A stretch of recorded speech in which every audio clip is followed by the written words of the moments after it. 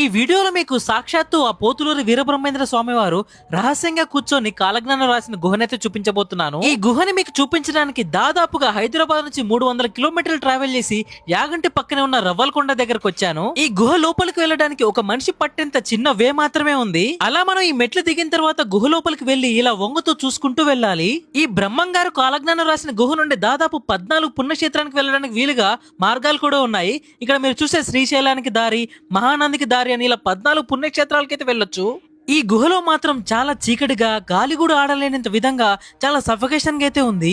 ఆ బ్రహ్మం గారు తన కాలజ్ఞానంలో రాసినవి ఇప్పటికి చాలా వరకు అయితే జరిగాయి. స్వయంగా ఆయన తవ్విన కోనేరు కూడా ఇక్కడ మీరైతే చూడొచ్చు.